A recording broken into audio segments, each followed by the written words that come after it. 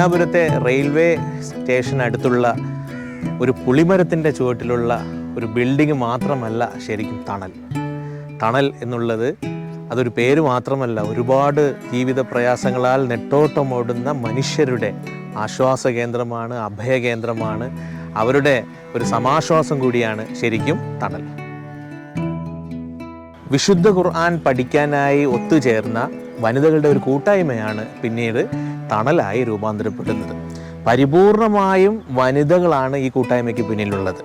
തണൽ ഖുർആൻ പഠനവേദിയുണ്ട്, തണൽ ഖുർആൻ ഗവേഷണ വേദിയായ തംഹീദുൽ മർഅ ഉണ്ട്, തണലിൻ്റെ കീഴിൽ വളരെ മാതൃകാപരമായ ഒരു മദ്രസ, തൻഷീദ് ഇസ്ലാമിക് സ്കൂൾ എന്ന പേരിൽ ഒരു മദ്രസയുണ്ട്, തണൽ പലിശരഹിത നിധിയുണ്ട്, ഉന്നത വിദ്യാഭ്യാസ സ്കോളർഷിപ്പുകളുണ്ട്. ഈ ചിറയൻകീഴ് താലൂക്ക് ഹോസ്പിറ്റൽ കേന്ദ്രീകരിച്ച് നടത്തുന്ന അവർക്ക് ഭക്ഷണം കൊടുക്കുന്ന, കൂട്ടിരിപ്പുകാർക്ക് ഭക്ഷണം കൊടുക്കുന്ന സ്പർശം എന്ന പദ്ധതി ഒരു വർഷമായിട്ട് നടന്നു വരുന്നു. അതുപോലെ അനാഥകൾക്ക്, വിധവകൾക്കൊക്കെ ധനസഹായം നൽകി വരുന്നു. പിന്നെ കോവിഡ് കാലത്ത് ധാരാളം പ്രവർത്തനങ്ങൾ നടന്നു വന്നു, പ്രളയകാലത്ത് ധാരാളം പ്രവർത്തനങ്ങൾ നടന്നു വന്നു. വിഷൻ 2026 എന്ന സന്നദ്ധ സംഘടനയ്ക്കായിട്ട് നിരവധി പ്രവർത്തനങ്ങൾ നടന്നു വന്നിട്ടുണ്ട്. സ്റ്റഡി ക്ലാസ്സുകൾ, കൗൺസിലിംഗ് ക്ലാസ്സുകൾ തുടങ്ങി വിവിധ ഇനം പ്രായോഗികമായ പരിപാടികളിലൂടെ ഉദാരമതികളുടെ സഹകരണത്തോടെ തണൽ ഇവിടെ ഒരു മനോഹരമായ ഒരു കൂട്ടായ്മയായി ഇന്നും സജീവമായിട്ട് മുന്നേറിക്കൊണ്ടിരിക്കുകയാണ്.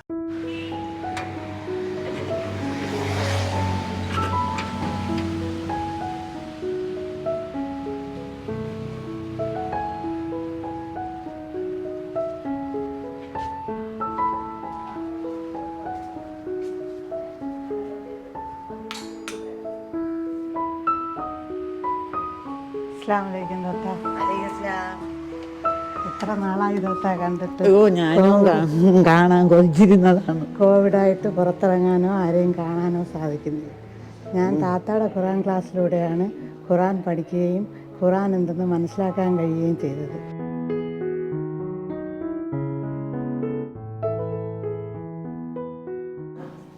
ഈ രണ്ട് ബന്ധങ്ങളും പരസ്പരം കണക്റ്റഡാണ്, ഇന്റർ കണക്റ്റഡാണ്. ആ ഒരു ബന്ധത്തിൽ നമ്മൾ വീഴ്ച വരുത്തിയാൽ മറ്റേ ബന്ധം അർത്ഥപൂർണമാവുകയില്ല.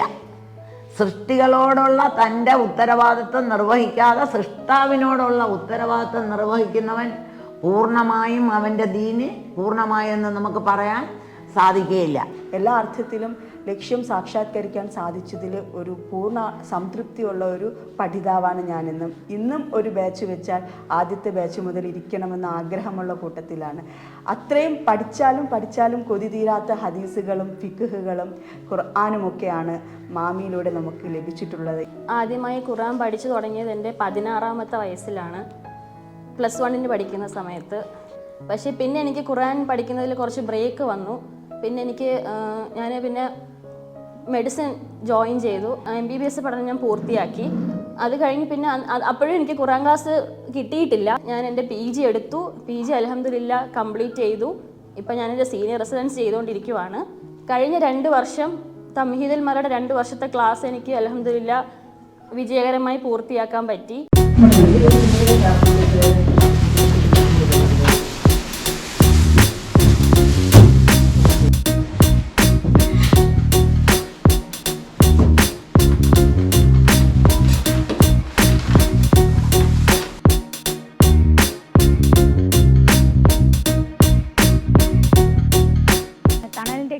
സ്പർശം എന്ന പദ്ധതി നടന്നു വരുന്നത്. കഴിഞ്ഞ 1 വർഷമായി ചിറയൻകീഴ് താലൂക്ക് ആശുപത്രിയിലെ രോഗികൾക്കും കൂട്ടിരിപ്പുകാർക്കും ഒരു നേരത്തെ ഉച്ചഭക്ഷണം ഞങ്ങൾ കൊടുത്തു വരുന്നു.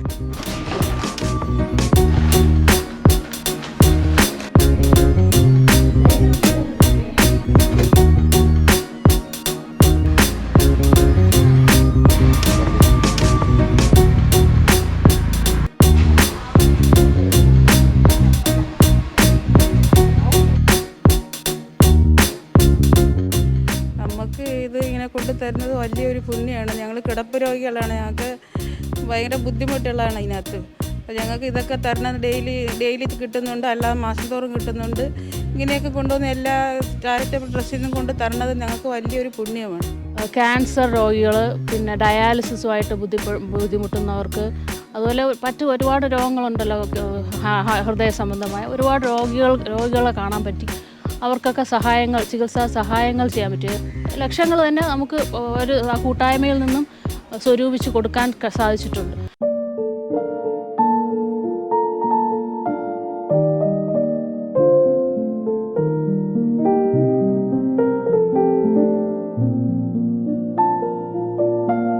ഇന്ന് നമ്മൾ കാണുന്ന ഈ കൂട്ടായ്മയ്ക്ക് അപ്പുറം ഉണ്ടായിരുന്ന ഒരു ഫാസ്റ്റ് തണലിനുണ്ട്.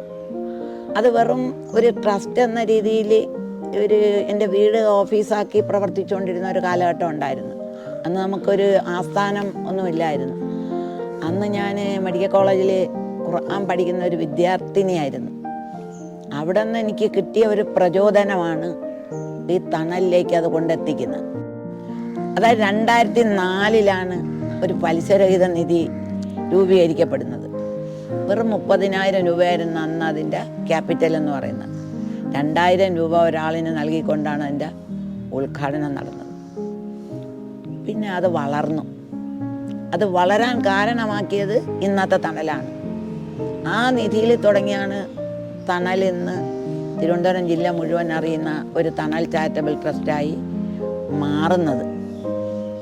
പക്ഷേ അത് മാറുന്നതിൻ്റെ പിന്നിൽ അത്ഭുതങ്ങൾ സംഭവിച്ചിട്ടുണ്ട്. നമ്മൾ പലപ്പോഴും പറഞ്ഞു കേട്ടിട്ടുണ്ട്, പക്ഷേ അനുഭവിച്ചറിഞ്ഞ ആളാണ് ഞാൻ. തുടക്കത്തിൽ നമ്മൾ ആരോഗ്യം, വിദ്യാഭ്യാസം ഈ 2 മേഖലയ്ക്കായിരുന്നു നമ്മൾ മുൻഗണന കൊടുത്തിരുന്നത്. കാരണം അന്ന് അത്രയും നമുക്ക് സാധിക്കുമായിരുന്നുള്ളൂ. പിന്നീട് ഇപ്പോഴവിടെ ബിൽഡിങ് വലുതായി, മദ്രസ പ്രവർത്തിക്കുന്നുണ്ട്, ഖുർആൻ സ്റ്റഡി സെൻറ്റർ, തംഹീദ് മർഅ തുടങ്ങിയ ദീനീ പ്രവർത്തനങ്ങളുണ്ട്. പിന്നെ നമ്മുടെ ജനസേവന പ്രവർത്തനങ്ങൾ നമ്മൾ ഉദ്ദേശിച്ചതിനേക്കാളും വിജയകരമായി നടത്താൻ നമുക്ക് കുറേ പ്രശ്നങ്ങളൊക്കെ എനിക്ക് അതിൻ്റെ പേരിൽ വീടിന്ന് ചുറ്റുപാടുന്നുള്ളവരിൽ നിന്നൊക്കെ ഒരുപാട് വിമർശനങ്ങൾ എനിക്ക് കേൾക്കേണ്ടി വന്നിട്ടുണ്ട്. വീട് നോക്കാതെ ഇറങ്ങി നടക്കുന്നു, അങ്ങനെ നടക്കുന്നു. ഈ പ്രായത്തിനെ പോലും ബഹുമാനിക്കാൻ. ഞാൻ 72-73 വയസ്സ് പ്രായം കഴിഞ്ഞൊരു സ്ത്രീയാണ്. ഇപ്പോഴും എൻ്റെ പരിമിതികൾക്കുള്ളിലിരുന്നു കൊണ്ട്, പുറത്തിറങ്ങൽ ഇപ്പോൾ കുറവാണെങ്കിലും വീട്ടിലിരുന്നു കൊണ്ട് എനിക്ക് ചെയ്യാൻ കഴിയുന്നതിൻ്റെ പരമാവധി ഞാൻ ചെയ്യുന്നുണ്ട്. ജീവിതത്തിൻ്റെ അവസാനം വരെ ഇതിൽ നിന്ന് തുടർന്ന് ഈ രംഗത്ത് പ്രവർത്തിച്ചുകൊണ്ടിരിക്കുമ്പോൾ ദുനിയാവിലോട് വിട പറഞ്ഞു പോകണമെന്നുള്ളതാണ് എൻ്റെ ഏറ്റവും വലിയ ആഗ്രഹം.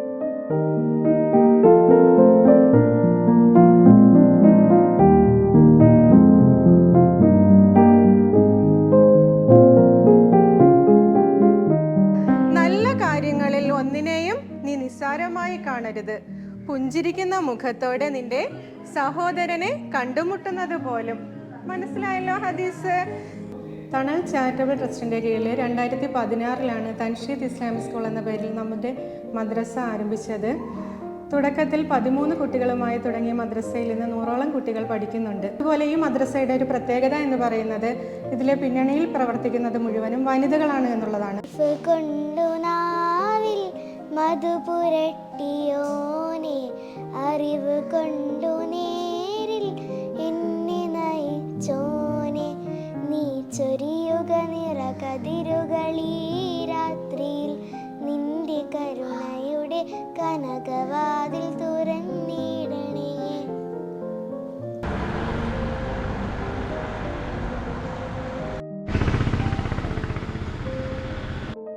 ഉത്തരേന്ത്യയിലെ വളരെ പാവപ്പെട്ട മനുഷ്യർക്കിടയിൽ പ്രവർത്തിക്കുന്ന ഒരു സംഘടനയാണ് വിഷൻ.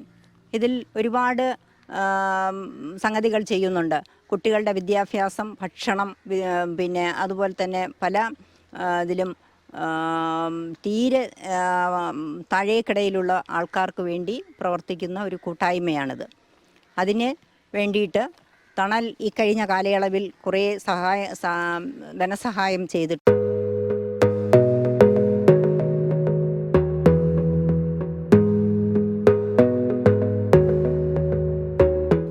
തണലിന് സാമ്പത്തികമായി ഏറ്റവും അധികം സഹായം ആവശ്യമുണ്ടായിരുന്ന ഒരു സന്ദർഭത്തിൽ പാളയം പള്ളിയിൽ വന്ന ഒരു ഫലസ്തീൻ വനിത, അവരുടെ ഭാഗത്തുനിന്ന്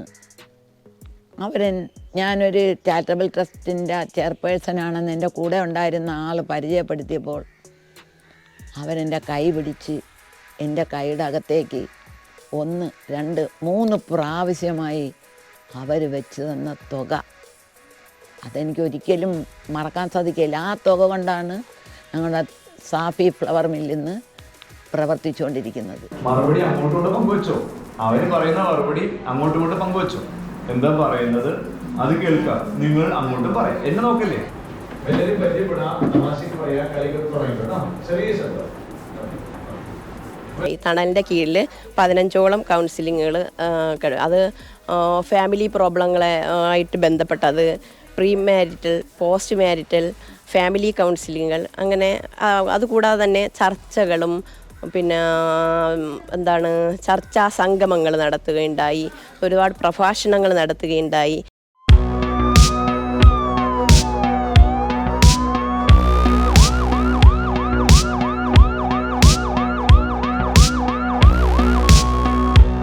തുടക്കകാലത്ത് തന്നെ പരിസരത്തിലുള്ള ഒരു 100ഓളം കുടുംബങ്ങൾക്ക് നമുക്ക് അവശ്യ സാധനങ്ങൾ ഉൾപ്പെടെ ഉള്ള ഒരു 1000 രൂപയുടെ കിറ്റ് എത്തിക്കാൻ ഞങ്ങൾക്ക് കഴിഞ്ഞു. അത് പിന്നീടാണ് പല സംഘടനകളും അതിൽ പ്രവർത്തിച്ചെങ്കിലും നമ്മൾ തുടക്കകാലത്ത് തന്നെ അത് ചെയ്തു കഴിഞ്ഞു. പിന്നെ അതുപോലെ തന്നെ ഉപജീവനം നഷ്ടപ്പെട്ട പല ആൾക്കാരും, എൻ്റെ ഓർമ്മയിൽ ഒരു മത്സ്യ കച്ചവടം നടത്തിക്കൊണ്ടിരുന്ന ഒരു മനുഷ്യൻ, ആ വ്യക്തിക്ക് ഇത് നിലച്ചതോടുകൂടി അയാളുടെ ബാങ്ക് കടം ഒരുപാടുണ്ടായിരുന്നു. അത് അടയ്ക്കാൻ വയ്യാതെ ജപ്തിയുടെ വക്കീലെത്തിയ ആ മനുഷ്യനെ സാമ്പത്തികമായി നല്ല ഒരു ഭീമമായ തുക തന്നെ നൽകി അവരെ കരകയറ്റിയിട്ടുണ്ട്. അത് പീപ്പിൾസ് ഫൗണ്ടേഷൻ വിതരണം ചെയ്ത കോവിഡ് ബെഡുണ്ട്. അതെന്ന് പറയുമ്പോൾ അത്യാധുനിക സൗകര്യങ്ങളോടുകൂടി വെന്റിലേറ്റർ സൗകര്യങ്ങളോടുകൂടിയ ബെഡ്, 1 ലക്ഷം രൂപ വരുന്ന ബെഡ്, അങ്ങനെയുള്ള 2 ബെഡ് ഞങ്ങൾ തണൽ നൽകിയിട്ടുണ്ട്. കോവിഡ് മൂലം മാതാപിതാക്കൾ മരണപ്പെട്ട കുട്ടികൾക്കുള്ള സഹായം സമയബന്ധിതമായിട്ട് ആ ഫണ്ട് അതിന് എത്തിച്ചു കൊടുക്കാനുള്ള എല്ലാം തണൽ തന്നെയാണ് നിർവഹിച്ചത്. സാമ്പത്തികമായിട്ട് ബുദ്ധിമുട്ട് അനുഭവിക്കുന്നവർക്ക് വളരെ സാമ്പത്തിക സഹായം ചെയ്തുകൊണ്ടിരിക്കുന്ന ഒരു പ്രസ്ഥാനമാണ് തണൽ ചാരിറ്റബിൾ ട്രസ്റ്റ്. ഇതുപോലുള്ള സഹായങ്ങൾ പലർക്കും ചെയ്തു കൊടുത്തുകൊണ്ടിരിക്കുകയാണ്.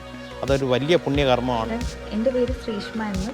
ഇപ്പോൾ MA ഡിഗ്രി പരീക്ഷ കഴിഞ്ഞു. അതിൽ 2nd റാങ്ക് ഉണ്ടായിരുന്നു വീണയിൽ. അങ്ങനെ തണലിൻ്റെ ആ ഒരു സ്കോളർഷിപ്പ് കിട്ടാനുള്ള ഭാഗ്യം എനിക്ക് ഉണ്ടായി.